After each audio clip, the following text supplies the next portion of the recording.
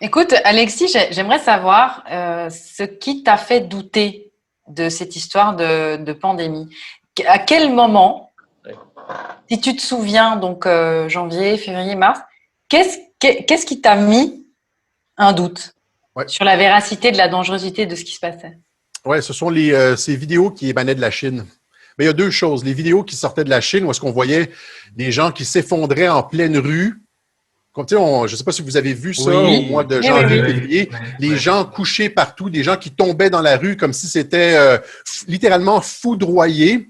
Et là, je me suis dit, ben voyons donc, la Chine est une prison digitale. Il n'y a rien, il n'y a aucun vidéo qui peut sortir de la Chine sans l'approbation du gouvernement chinois.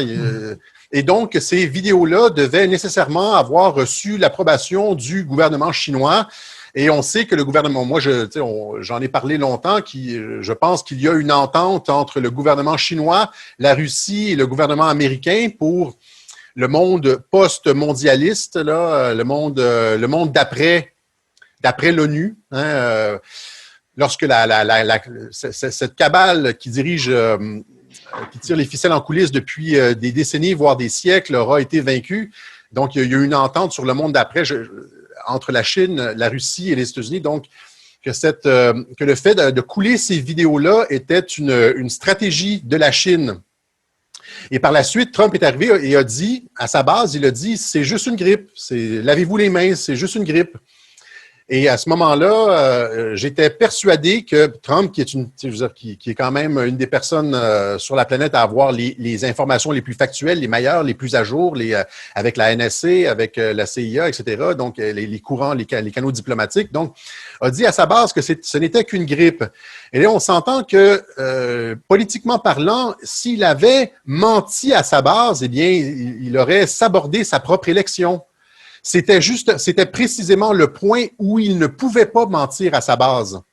Tu ne peux pas. Alors, si ça avait été quelque chose d'aussi dangereux que l'Ebola, comme on essaie de nous faire croire présentement, là, et tu vas dire à ta base, en année électorale, c'est juste une grippe, ne vous en faites pas, et là que tout le monde meurt. Vous comprenez que c'est ça. Il aurait perdu la confiance de ses partisans les plus loyaux.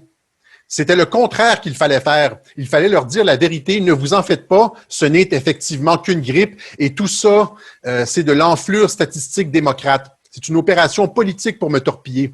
Alors, donc, ces vidéos qui émanaient de la Chine, qui me semblaient totalement farfelues, et j'étais incrédule face à ça, mêlées aux propos de Donald Trump. Et moi, j'ai analysé ça dans une vidéo qui s'appelle l'entente Trump-Xi, qui explique de quelle façon les deux se sont probablement ligués contre, en tout cas en ce qui concerne le COVID, parce que le virus qui est sorti de la Chine n'est effectivement pas celui qui aurait fait tomber des personnes dans la rue comme ça. Il n'y a personne qui tombait foudroyé en Europe, aux États-Unis. C'est pas ça du tout. Alors, c'était quoi ces vidéos-là? C'était des vidéos manufacturées par la Chine, sorties volontairement par la Chine, etc.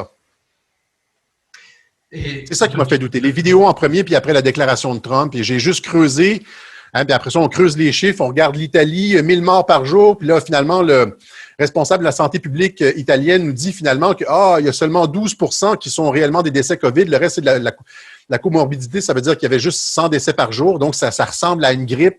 Hein, la grippe en Italie, en 2017-2018, a fait 17 000 ou 20 000 morts, quelque chose comme ça. C'est des chiffres qui sont très similaires à la grippe, finalement, quand on gratte. Et puis, alors tout ça a fait en sorte que, oui, le chat est sorti du sac.